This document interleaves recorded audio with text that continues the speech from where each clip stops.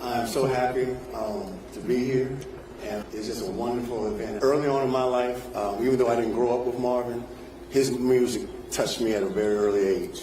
Little did I know when I was sitting in my room listening to what's going on, that the music, the words of that song would draw me to a point where I would be having that same call to cry out for those who sometimes don't have a voice themselves. Everyone knows about the What's Going On album, correct? Amen. I want us to reflect on the things that Marvin spoke on in that album. And so when he talked about Mercy Me, he talked about how we should be better stewards of this earth that God has given us. And so that we all should have some type of environmental tendency for us to understand, but not justify, but understand those who are dealing with substance abuse, no matter what it is. And that nobody grew up wanting to be addicted to anything. Amen?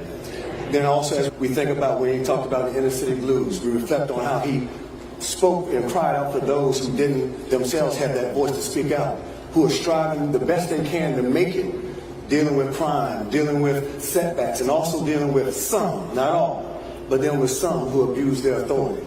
We have to remember them and remember to cry out for those who don't have that voice. And also, just like we hear in the song, What's Going On, there is no need in this day and age that we live in, as angry as everybody's getting, to escalate and fight against each other. For war is not the answer, for only love can conquer hate.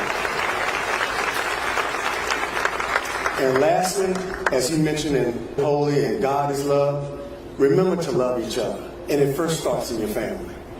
We need to love each other. We need to embrace each other. We need to come to a point to understand what it means to love thy neighbor as thyself. And so I encourage you to, and also remember this, if you don't have a friend in the world, Marvin wanted to remind everybody that Jesus will be your friend. So my name is Antwaun Gay. My time is up, and I thank you for yours. And I thank the United States Postal Service for everything they've done.